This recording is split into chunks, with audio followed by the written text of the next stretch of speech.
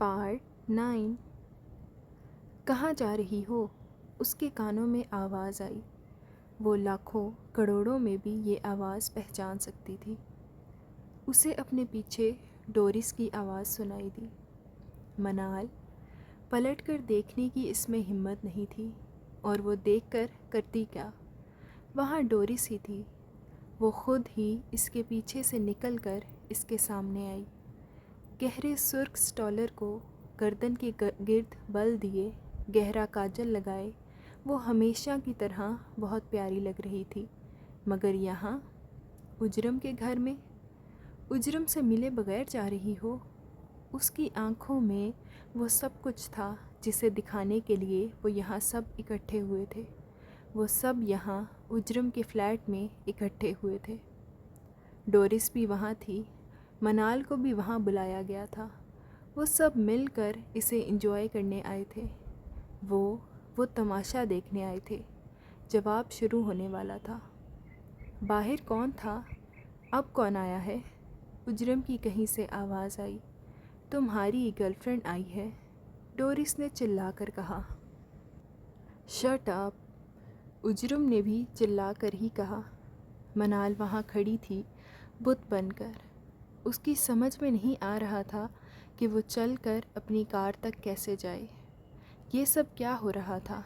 وہ سمجھ کر بھی تصدیق کیوں چاہتی تھی؟ اجرم سے نہیں ملو گی جس سے ملنے تم یہاں آئی ہو؟ وہ ویسے ہی اٹھلاتی ہوئی بولی۔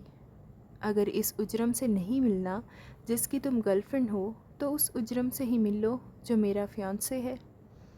لفظ فیانسی نے اس کی جان نکال کر اس کا حلق تک ادھیڑ دیا۔ اس نے اس کا ہاتھ پکڑ کر اندر کی طرف چلنے کے لیے گھسیٹا۔ آؤ اس سے ملو۔ وہ دونوں داخلی دروازے کے پاس اور دیوار کی اوٹ میں تھیں۔ اس کے ساتھ گھسیٹتی وہ دوبارہ سٹنگ ایریا میں آ گئی۔ اگر وہ بول سکتی تو بولتی، حرکت کر سکتی تو کرتی، لیکن وہ تو کچھ بھی نہیں کر رہی تھی۔ اجرم کچن سے باہر نکلا۔ اس کے ہاتھ میں کھانے پینے کی چیزوں سے بھری ٹرے تھی۔ منال، تم یہاں؟ اس نے حیرانی کی انتہا پر جاتے ہوئے پوچھا۔ ڈورس نے بڑی ادا سے اجرم کے کندھے پر اپنا بازو اور پھر اس بازو پر اپنا سر رکھا تھا۔ وہ پھر مسکرائی تھی کہ لو، دیکھ لو، میں جھوٹ نہیں کہہ رہی تھی، یہی ہے میرا فیانسے۔ منال کی آنکھوں میں نہ جانے کیسے آنسو آ گئے، جبکہ مقام رونے کا نہیں، مرنے کا تھا۔ منال، اجرم کے یہ آخری الفاظ تھے جو اس کے کانوں میں پڑے۔ وہ وہاں رکتی تو اجرم کو دیکھتی اور سنتی۔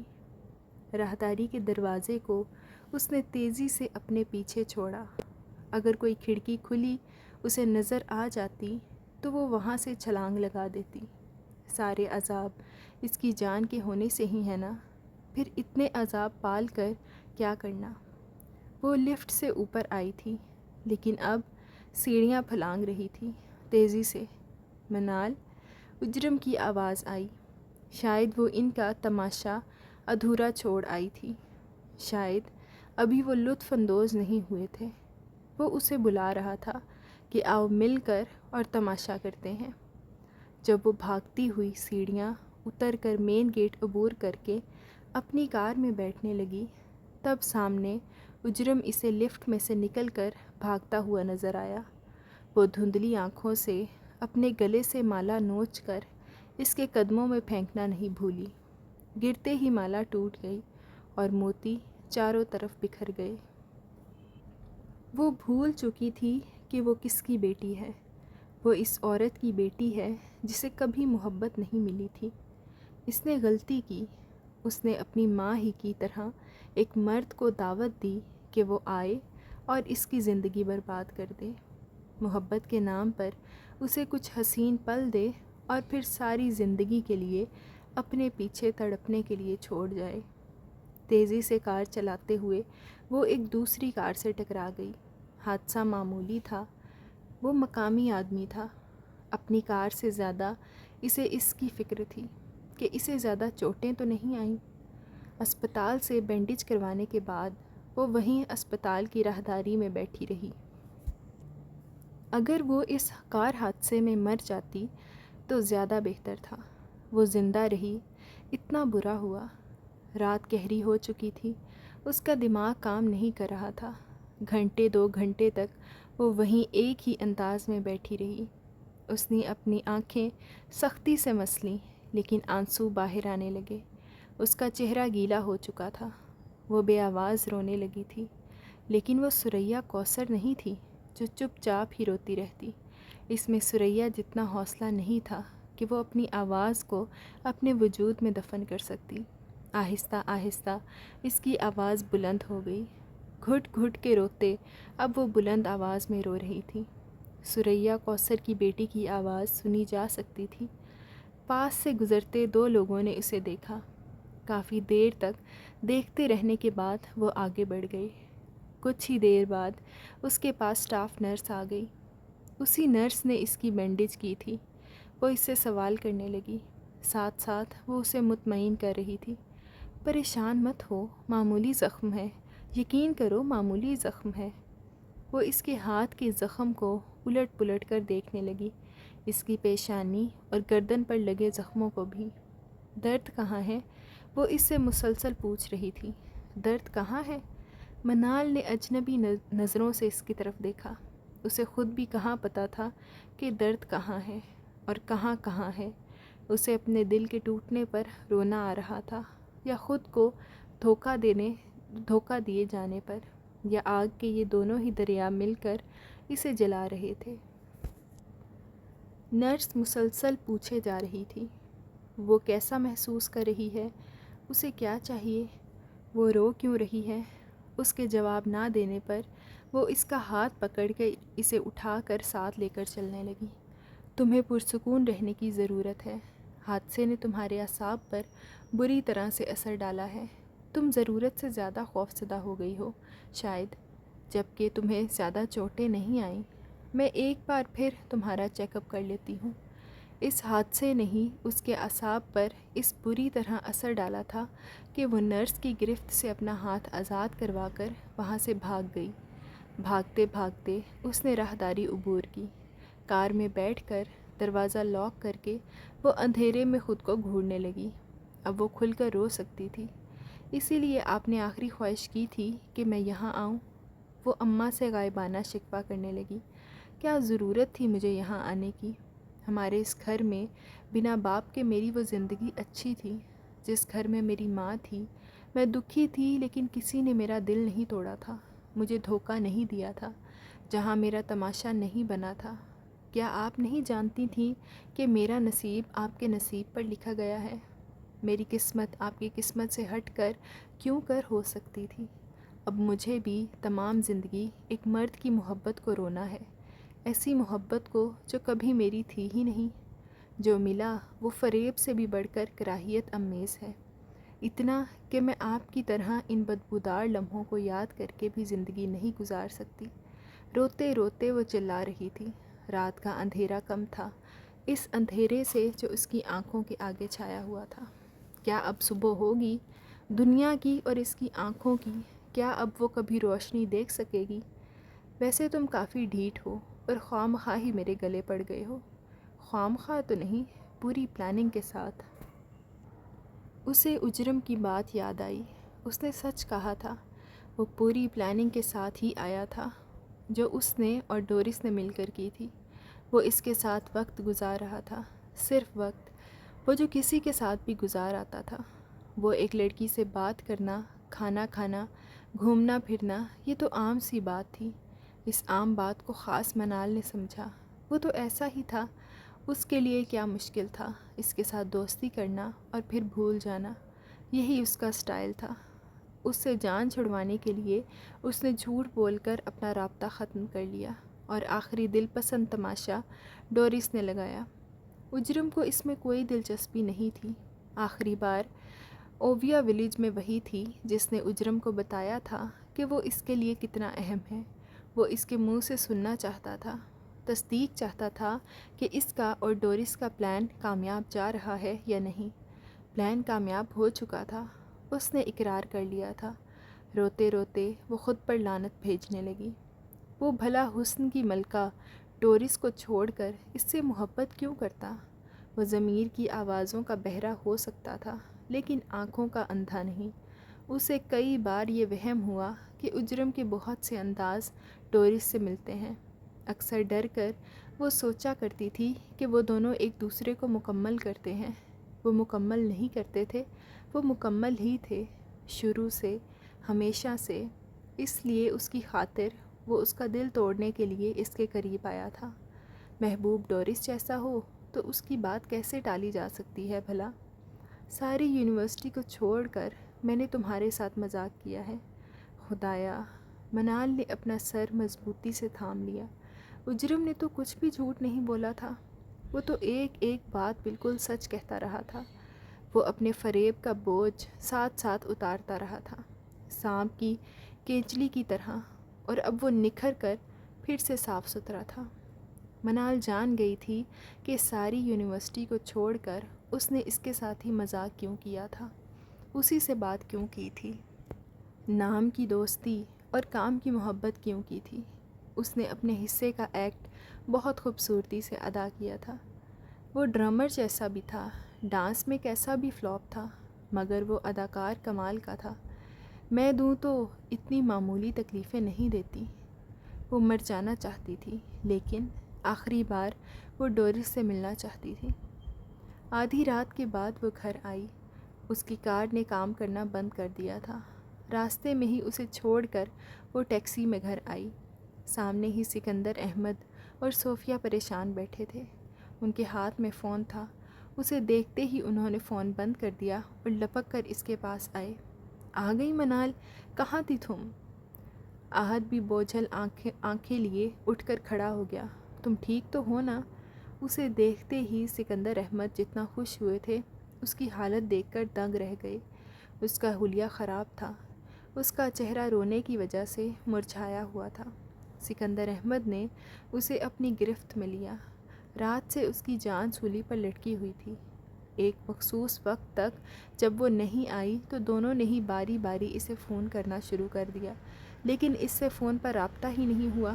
میسج کے جواب بھی نہیں آ رہے تھے۔ لگاتار فون کرنے کے بعد انہوں نے اس کے کلاس فیلو سے رابطہ کیا، کسی کو کچھ خبر نہیں تھی۔ 12 بجتے ہی انہوں نے پولیس کو کال کی۔ پولیس کو تفصیل بتانے کے بعد وہ بے چینی سے اس کا انتظار کرنے لگے۔ زیادہ فکر انہیں ٹریفک حادثے کی تھی اور پولیس اس کا پتہ لگا رہی تھی۔ پولیس کے خبر دینے سے پہلے وہ آ چکی تھی، اس موت کا ماتم کرنے جو بس اس کی آخری سانسیں کھینچ لینے کو تھی۔ کیسے ٹھیک ہو سکتی ہوں میں؟ اس نے پوری قوت سے چلا کر کہا اور خود کو ان کی گرفت سے آزاد کروایا۔ اس کی آواز اور اس کے سوال نے لمحے بھر میں انہیں بہت کچھ بتا دیا تھا۔ سکندر احمد اور صوفیہ حیرت سے اس کی طرف دیکھنے لگے، سوالیہ نظروں سے۔ منال نے انہیں زیادہ دیر تک انتظار نہیں کروایا تھا۔ مجھے بددعا دی گئی ہے آپ کی اولاد ہونے کی، وہ حلق کے بل چیخیں، اور اس طرح سے چیخی کہ سوتی جاگتی آنکھوں کو پورا کھول کر احد نے اسے دیکھا۔ اس کی متورم آنکھیں، اس کے چہرے پر جگہ جگہ زخم کے نشان، اس کی آواز، اس کا لہجہ، اس کا آج کا انداز اس پر ترس دلا رہا تھا۔ ہوا کیا ہے منال؟ کچھ بتاؤ تو صحیح۔ صوفیہ آنٹی محبت اور فکر مندی سے اس کی طرف بڑھی، لپک کر ڈورس کے کمرے میں گئی۔ وہ انگلش مووی دیکھ رہی تھی۔ احد تک اس کے لاپتہ ہونے کی وجہ سے لاؤنج میں بیٹھا اس کا انتظار کر رہا تھا، لیکن وہ انگلش مووی دیکھ رہی تھی۔ سکندر احمد اور صوفیہ اس کے ساتھ اس کے پیچھے آئے۔ انہیں توقع نہیں تھی کہ وہ ڈورس کے کمرے میں جائے گی۔ ایک عرصے سے ان کے درمیان کوئی خاص بدمزگی نہیں ہوئی تھی۔ دونوں کا خیال تھا کہ وقت کے ساتھ ساتھ وہ ٹھیک ہو جائیں گی، ایک دوسرے کے قریب آ جائیں گی۔ یہ ان کی خام خیالی ثابت ہوئی تھی۔ جو اب ہوا تھا وہ پہلے سے بھی بدتر ہوا تھا۔ دھاڑ سے دروازہ کھلنے پر بھی ڈورس نے گردن موڑ کر اسے نہیں دیکھا، البتہ اس کی آنکھیں جیسے ردھم پر رقص کرنے لگی۔ تم نے میرے ساتھ ایسا کیوں کیا؟ وہ عین اس کے سامنے جا کھڑی ہوئی۔ اب ڈورس نے نفرت سے اس کی طرف دیکھا، پر کوئی جواب نہیں دیا اور والیوم تیز کر دیا۔ منال نے پاس پڑا ایک وزنی ڈیکوریشن پیس پلازما اسکرین پر دے مارا۔ سکندر احمد، صوفیہ احمد جہاں تھے وہیں کھڑے رہ گئے۔ تم نے ایسا کیوں کیا؟ جتنا شور اسکرین کے ٹوٹنے سے ہوا تھا اس سے زیادہ شور اس کی آواز میں تھا۔ صوفیہ اس کے پاس آنے لگی۔ وہ ان دونوں سے خود بات کرنا چاہتی تھی، مگر ایک طرف کھڑے سکندر احمد نے ان کا ہاتھ پکڑ کر روکا اور خاموشی سے کھڑا رہنے کا اشارہ کیا۔ وہ ان دونوں کو سننا چاہتے تھے۔ وہ دیکھنا چاہتے تھے کہ اس گھر میں ان کی دو بیٹیوں کے درمیان ایسا کیا ہوا ہے کہ منال اس انداز میں اس سے بات کر رہی ہے، کیونکہ تم یہی ڈیزرو کرتی تھی۔ کچھ طنز اور زیادہ اطمینان سے ڈورس نے کہا، یہی اوقات تھی تمہاری، تم اسی قابل تھیں۔ ٹھیک کہا تم نے، میری اوقات یہی تھی کہ میں اس گھر میں نہ آتی۔ اس نے اپنی آنکھوں سے آنسو صاف کیے۔ آنا تو مجھے اس دنیا میں بھی نہیں چاہیے تھا۔ وہ رونے لگی اور روتی رہی۔ تم آج اسی جگہ کھڑی ہو جہاں کی ایک ایک چیز تم نے اپنی نفرت کی وجہ سے توڑ دی تھی۔ یاد ہے تم نے میرے ساتھ کیا کیا تھا؟ ڈورس تن کر اس کے سامنے کھڑی ہو گئی۔ تمہاری اسی نفرت کا ایک تماچا میں نے بھی مارا ہے، صرف ایک۔ اس نے غرور سے کہا، اب تم اجرم کو مار ڈالو گی، اسے مروڑ دو گی۔ میری ہر چیز پر قبضہ کرنے کی عادت ہے نا تمہیں، اب کرو اجرم پر قبضہ۔ وہ پاپا نہیں ہے جسے تم مجھ سے چھین لو گی۔ اس کے لہجے میں وہ سب تھا جو ہونا چاہیے تھا، غصہ، طنز، تمسخر، ناپسندیدگی، نفرت۔ چیزیں؟ اس نے ہزاروں سوال آنکھوں میں سجا کے اسے دیکھا۔ اپنی چیزوں کا مقابلہ تم نے میرے دل سے کیا؟ سکندر احمد اور صوفیہ نے ایک دوسرے کی طرف دیکھا اور پھر ڈورس کی طرف۔ میں نے تمہاری چیزیں نہیں، اپنے وہ ارمان توڑے تھے جو صرف تمہیں ملے تھے، مجھے نہیں۔ میں نے ڈورس کی نہیں، سکندر احمد کی چیزیں توڑی تھی جو صرف تمہارے پاپا تھے۔ ڈورس نے شانے اچکائے، جیسے کچھ بھی کہو اب۔ اس جگہ پر کھڑی ہو کر بھی میں دل سے رو رہی تھی۔ بھول گئی ہو؟ میں نے تب ہی تم سے کہہ دیا تھا کہ تم نے ٹھیک نہیں کیا اپنے ساتھ، تمہیں پچھتانا پڑے گا، وہ بھی بہت زیادہ۔ یاد ہے، سب یاد ہے مجھے۔ منال نے اپنی آنکھوں کے آنسو پوंچھتے ہوئے اس طرح سے کہا کہ سکندر احمد سمیت صوفیہ اور احد کا دل بھی کٹ کر رہ گیا۔ اچھا، تو پھر اب کیوں رو رہی ہو؟ اس کا انداز ایسا تھا جیسے اوہ افسوس ہوا سن کر، چلو اب بھول جاؤ، کیونکہ جس کے سینے پر سر رکھ کر تم سوتی رہی تھی، میں اس کی تصویر سے لپٹ کر روتی رہی تھی، اس لیے تھا وہ سب۔ تم تو میری جگہ نہیں رہی تھی، تم نے خود کو منال کیوں بنایا؟ 20 سال میں نے اپنے باپ کا انتظار کیا، اتنے سال تم نے ان کا پیار پایا، تم نے کیا کھویا تھا؟ پاپا کو یاد کر کے جتنے آنسو میں ایک رات میں بہاتی تھی، تم نے ساری زندگی نہیں بہائے ہوں گے۔ ساری تکلیفیں میں نے اور تم سے میرے غصے کے چند چھینٹے نہیں سنے گئے۔ اس نے مجھے برباد کرنے کے لیے میرے دل کا انتخاب کیا، مجھے توڑنے کے لیے تم اجرم کو لے آئیں۔ میں نے تم سے کہا تھا کہ میں نے معاف کرنا نہیں سیکھا۔ اس نے گھور کر اسے دیکھا۔ ٹھیک کہا تھا سب، یہ صرف تمہارا گھر ہے، وہ صرف تمہارے پاپا ہیں۔ ایک مسکین لڑکی کو تمہاری سلطنت میں قدم نہیں رکھنا چاہیے تھا۔ تم نے وہ چیزیں دیکھیں جو میں نے توڑیں، وہ دکھ نہیں دیکھے جنہوں نے مجھے توڑ ڈالا تھا۔ وہ جہاں کھڑی تھی وہیں بیٹھتی چلی گئی، جیسے ڈھہ گئی ہو۔ اس کے دل کے ٹوٹنے نے اس کا وجود توڑ ڈالا تھا۔ زندگی میں اس کا سب کچھ تقسیم شدہ تھا، ایک اس کے پاس اجرم ہی تھا جو سارے کا سارا اس کا تھا، اور اب اس پر اکتا کھلا کہ وہ تو اس کا سرے سے تھا ہی نہیں۔ وہ سسکنے لگی۔ آپ کی دیوی نے میرا دل توڑ دیا ہے پاپا، اس نے میری قبر بنا دی ہے تاکہ میں اس میں خود کو دفن کر لوں۔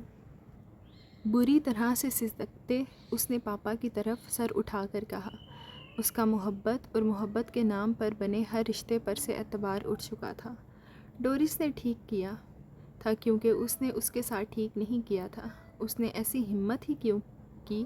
اسے احتیاط کرنا چاہیے تھی، یاد رکھنا چاہیے تھا کہ وہ کس عورت کی بیٹی ہے، ایک ایسی عورت کی بیٹی جو اپنی سچی محبت پر بھی جھوٹا ساتھ حاصل نہیں کر سکی تھی، جس کی سانسیں جدائی کے راگ الاپتے الاپتے سرد ہو گئیں، اور وہ محبت کی ایک بھی چنگاری اپنے محبوب کے دل میں نہیں جلا سکی۔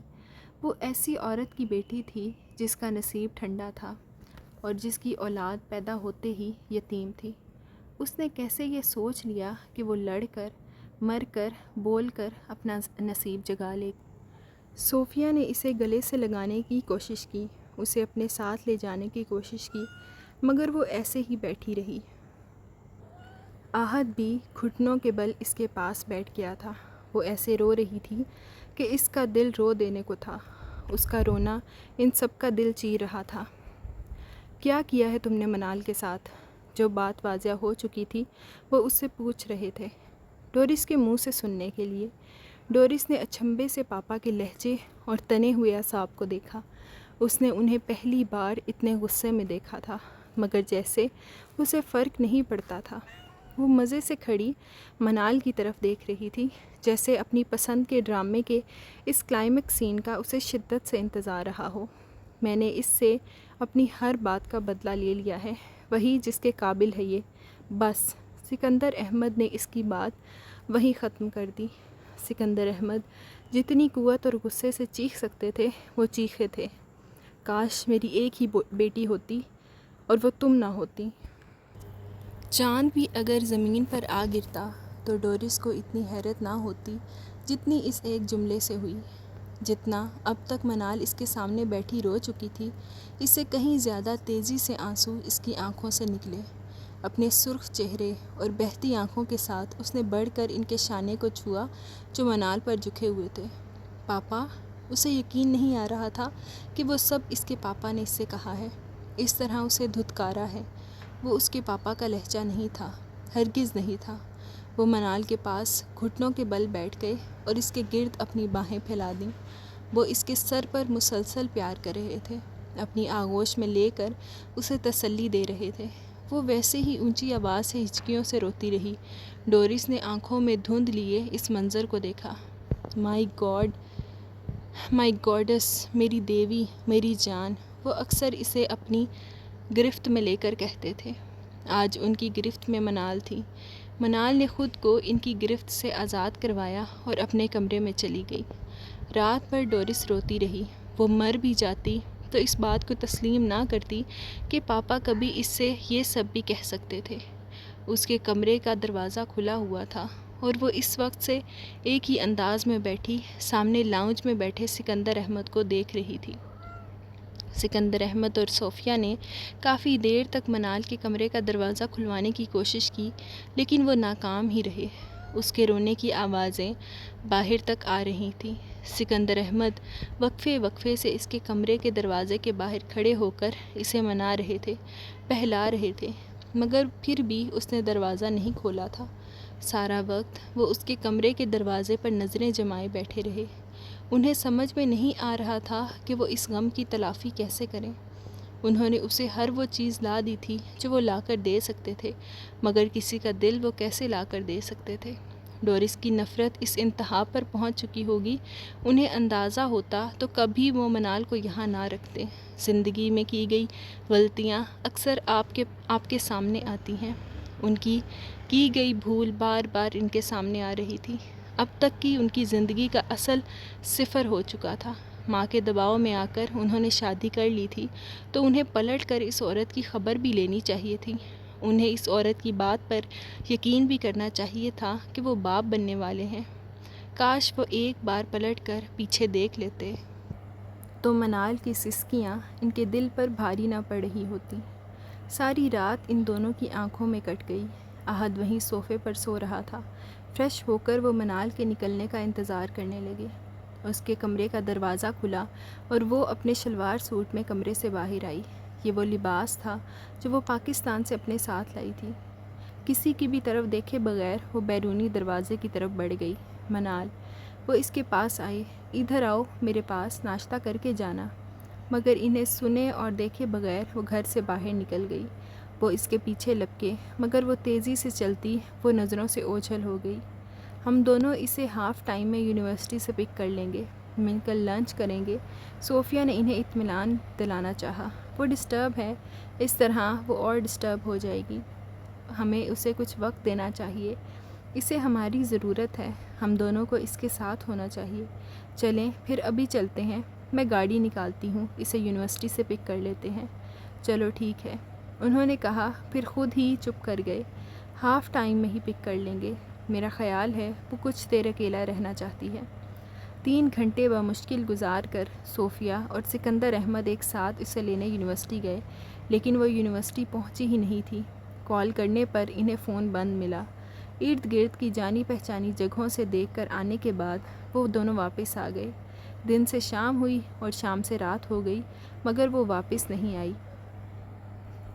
ان کا خیال تھا کہ شاید وہ کچھ وقت اکیلے رہنا چاہتی ہے، لیکن جیسے جیسے وقت گزرتا جا رہا تھا ان کا خیال غلط ثابت ہو رہا تھا. جتنا اور جہاں جہاں جا کر اسے ڈھونڈا جا سکتا تھا وہ اسے ڈھونڈ آئے تھے، مگر وہ کہیں نہیں ملی. وہ اپنی مرضی سے گئی تھی. پولیس کو اطلاع دینے کا سوال ہی پیدا نہیں ہوتا تھا. احد اور اس کے دوست الگ اپنی جگہ کوشش کر رہے تھے. احد بہت سی جگہوں پر گیا، اس کے کلاس فیلو سے ملا. رات تک وہ جہاں جہاں جا سکتے تھے گئے، مگر وہ کہیں نہ ملی، نہ ہی اس کی کوئی خبر. وہ نہیں آئے گی. تھک ہار کر انہوں نے اپنا اندیشہ ظاہر کیا. اس نے خود کو اس گھر سے، ہم سب سے دور کر لیا ہے. اس نے خود کو چھپا لیا ہے. وہ نہیں آئے گی. یونان اب اس کے لیے نیا اور انجانا نہیں تھا. وہ کہیں بھی جا سکتی تھی. کہاں؟ یہ انہیں معلوم نہیں تھا. صوفیہ کی سمجھ میں نہیں آ رہا تھا کہ وہ کیا کریں. مختلف طریقوں سے پاکستان بھی فون کر چکی تھی، مگر وہاں بھی اس کا کوئی فون نہیں آیا تھا. رات گزرتی جا رہی تھی. ان کے منہ میں کھانے کے نام پر ایک دانہ نہیں گیا تھا. ایک ہی وہم ستا رہا تھا کہ وہ اپنے ساتھ کچھ کر نہ لے. بہت کوشش اور انتظار کے بعد ان کے اور منال کے درمیان کی برف پگھلنے لگی تھی، تو ان سے بات کرنے لگی تھی. ان کی دی ہوئی چیزیں استعمال کر لیتی تھی. ان کے ساتھ لندن تک گئی تھی. آتے جاتے انہیں سلام کرتی تھی. کبھی کبھی آفس ڈراپ بھی کر دیتی تھی. ڈورس کی طرح وہ ان کے گلے سے تو نہیں جھول جاتی تھی، لیکن زیادہ وقت تو نہیں رہ گیا تھا کہ وہ اپنی باہیں ان کے گلے میں حمائل کرتی اور کہتی، پاپا چلے نا، لنچ کے لیے چلتے ہیں. ہر زخم کے مندمل ہونے کا ایک وقت ہوتا ہے. ان کے درمیان موجود خلا کو بھی اتنا ہی وقت چاہیے تھا. کون چاہتا ہے کہ ہم سے نفرت کی جائے، خاص کر والدین جن کے لیے محبت اور احترام مخصوص ہے. انہیں ایسا لگ رہا تھا جیسے ان کی کامیاب زندگی ہمیشہ کے لیے بیکار ہو گئی ہے. ان کے لیے مرتبے اور خوشی کے معنی بدل گئے تھے. انہیں اب صرف منال چاہیے تھی. پاپا، ڈورس ان کے پاس آ کر کھڑی ہو گئی. کل سے اب تک وہ ان کے پاس 50 بار آئی تھی. انہوں نے اسے آنکھ اٹھا کر بھی نہیں دیکھا تھا. وہ ان کے پاس بیٹھتی، انہیں مخاطب کرنے کی کوشش کرتی اور ان کے متوجہ نہ ہونے پر روتی ہوئی اٹھ جاتی. اس نے کبھی نہیں سوچا تھا کہ ان کی زندگی اس موڑ پر بھی آ سکتی ہے کہ وہ اپنے باپ کے سامنے بیٹھی سسکتی رہے اور اس کا باپ انسنی کر دے، آنکھ اٹھا کر اسے دیکھے بنا. منال نے آ کر سب کچھ برباد کر دیا تھا. بدلے میں اس نے بھی ایسا ہی کیا، اور اب وہ اس بوجھ کو اٹھانے کے لیے تیار نہیں تھی جو انجام کی صورت ان کے نام کیا جا رہا تھا.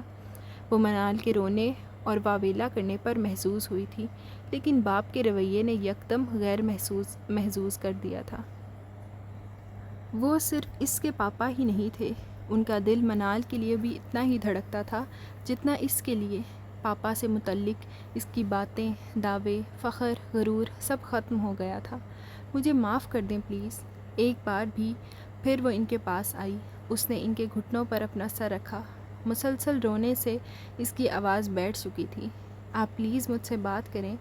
اسے وہیں چھوڑ کر سکندر احمد اٹھ گئے. پاپا. وہ ان کے پیچھے لپکی، مگر انہوں نے کمرے میں جا کر دروازہ بند کر لیا. باہر کھڑے کھڑے وہ پھر سے ان سے معافی مانگنے لگی، مگر انہوں نے دروازہ نہیں کھولا. یہ دروازہ ڈورس نے خود اپنے لیے بند کیا تھا. انہیں پریشان نہ کرو ڈورس، وہ بہت اپسیٹ ہیں، انہیں آرام کی ضرورت ہے. صوفیہ نے کہا. نہیں، مجھے پاپا سے بات کرنی ہے. اس نے ہٹ دھڑمی سے کہا.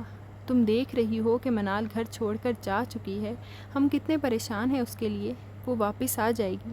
جب وہ آ جائے گی تب تمہارے پاپا بھی ٹھیک ہو جائیں گے. آپ دیکھ رہی ہیں کہ میں کتنی ڈسٹرب ہوں. نہیں ڈورس، تم ان سے زیادہ دکھی نہیں ہو. تم ان کا دکھ نہیں سمجھ سکتی، اس لیے تم نے یہ سب کیا. آنکھیں موند کر وہ لاؤنج کے صوفے پر لیٹ گئی. جب سے منال اس گھر سے گئی تھی، اس گھر کے کسی شخص کو نیند نصیب نہیں ہوئی تھی. جب منال یہاں آئی تھی تب بھی وہ اس کا سب کچھ چھین لینا چاہتی تھی. اب وہ جا چکی تھی تو بھی سب کچھ اپنے ساتھ لے گئی تھی. وہ پاپا سے اس کی محبت بانٹنے آئی تھی اور بالآخر ساری ہی محبت اپنے ساتھ لے گئی تھی تو جیت گئی تھی۔ ہاری ہوئی ڈورس اپنے باپ کی راہ میں نظریں بچھائے بیٹھی تھی۔ احد، صوفیہ اور سکندر احمد صرف منال کو ڈھونڈنے میں مصروف تھے۔ سارا وقت گاڑی لیے وہ مختلف جگہوں پر جاتے۔ وہ لاپتہ یا گم نہیں ہوئی تھی جو وہ کسی ادارے کی مدد لیتے۔ وہ ان کے سامنے ان کے گھر سے چلی گئی تھی۔ اس نے گھر چھوڑ دیا تھا۔ وہ پاکستان میں بھی نہیں تھی۔ وہ وہاں سے بھی پوچھ چکے تھے۔ اسے ڈھونڈنے کے بعد تھک ہار کر سب واپس آ جاتے۔ گھر گھر نہیں رہا تھا۔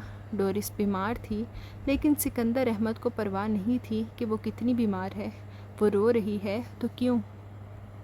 آپ تو کہتے تھے کہ آپ مجھ سے کاؤنٹلیس محبت کرتے ہیں۔ اس محبت کے لیے آپ مجھے ایک بار معاف نہیں کر سکتے؟ میں نے تم سے اتنی محبت کی، تم نے میرے لیے کیا کیا؟ میں نے تم سے صرف ایک چیز مانگی، ایک بار کہا کہ تم اسے تسلیم کر لو۔ وہ میری بیٹی ہے اور تمہاری بہن ہے، بس اتنا ہی۔ میں نے اسے آپ کی بیٹی مان لیا تھا پاپا، لیکن اسے اپنی بہن نہیں سمجھا تھا۔ اس نے بھی مجھے کبھی اپنی بہن نہیں سمجھا تھا۔ تم میں اور اس میں فرق تھا۔ وہ ایک برے وقت کو بری طرح گزار کر آئی تھی۔ اسے میرے نہ ہونے کا دکھ رہا تھا، اس لیے تم سے کہا تھا کہ تمہیں بہت کچھ نظر انداز کرنا ہوگا۔ کیا تم نے نظر انداز کیا؟ ایک بار اسے معاف کیا؟ اس نے تمہیں نہیں مجھے پریشان کیا تھا، کیونکہ تمہیں پریشان دیکھ کر میں پریشان ہو جاتا تھا۔ اس نے تمہاری نہیں میری چیزیں توڑی تھیں، کیونکہ وہ میں نے تمہیں لا کر دی تھی۔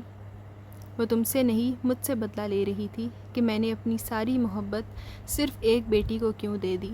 میں نے پلٹ کر دوسری بیٹی کی خبر کیوں نہیں لی۔ میں نے تم سے محبت کی انتہا کر دی اور تم نے اس سے نفرت کی۔ وہ جہاں جہاں تمہیں نقصان پہنچاتی رہی، میں وہاں وہاں اس کی تلافی کرتا رہا، مگر جو کچھ تم نے کیا اس کی تلافی کیسے ہوگی؟ تم نے اپنے دوست کے ذریعے اس کا دل توڑا، اب میں اس کا ٹوٹا دل کیسے جوڑوں؟ میں نے تمہاری تربیت کی، تم میرے زیر سایہ پلی بڑی، میں نے تمہیں ایسی نفرت کا سبق کب دیا؟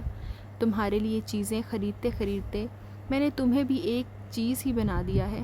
میری بیٹی ہوتی تو میرے دل کے ساتھ تمہارا دل دھڑکتا، میری تکلیف تمہیں اپنی تکلیف لگتی۔ تمہیں میرا احساس نہیں ہے، تم وہ سب کرو جو تمہارا دل چاہتا ہے۔ آپ کیسے کہہ سکتے ہیں کہ میں نے آپ سے محبت نہیں کی؟ آپ ایسا نہیں کہہ سکتے۔ تم نے جو پایا وہی لوٹا دیا، میری محبت کے جواب میں اپنی محبت۔ تم نے میری آغوش میں آنکھ کھولی، مجھے ہر وقت اپنے ساتھ پایا۔ تمہاری آنکھ کو آفتاب نصیب ہی نہیں ہوا۔ تمہیں اپنے باپ سے محبت کرنی تھی۔ سوچو اس بچی کے بارے میں جس کے پاس کچھ بھی نہیں تھا، پھر بھی اسے ساری دنیا میں صرف ایک چیز چاہیے تھی، میرا پیار، کسی قسم کی آسائش نہیں۔ میں نے اسے کچھ نہیں دیا تھا، پھر بھی وہ مجھ سے محبت کرتی تھی۔ تمہیں سب کچھ دیا اور پھر بھی تم میری محبت کا حق ادا نہیں کر سکی۔ تم مجھ سے بڑی تھیں، تمہیں اپنے بڑے ہونے کا ثبوت دینا چاہیے تھا، لیکن تم نے اپنے چھوٹے ہونے کا ثبوت دیا۔ تم اسے ہار جیت کا میزان کیوں بنایا؟ تم نے یہ سوچا کیوں کہ تمہیں اسے ہرانا ہے؟ تم نے اس پر ظلم کیا، حقیقتاً مجھ پر۔ اس کی ٹوٹی پھوٹی حالت نے مجھے دکھ دیا ہے۔ وہ اتنا روئی ہے کہ میں ساری زندگی اس کے آنسو صاف نہیں کر پاؤں گا۔ اگر تمہاری شرمندگی اسے واپس لا سکتی ہے تو جاؤ، اسے واپس لاؤ، مجھے اب صرف وہ چاہیے۔ وہ رنجیدہ ہو گئے۔ تم تو ڈورس ہو، سمندر کی دیوی، صاف پانی، پھر اتنا گھٹیا کام کیوں کیا؟ تم نے اپنے ساتھ اس کا مقابلہ کیوں کیا؟ میں اس کا ماضی نہیں بدل سکتا تھا، مجھے اس کا حال تو بدلنے دیتی۔ تم نے منال کے معاملے میں میری بیٹی ہونے کا نہیں، ڈورس ہونے کا ثبوت دیا، جو کسی کو معاف نہیں کرتی۔ میں نے ہی تمہیں ایسا بنا دیا اور سزا بھی میں نے ہی پائی۔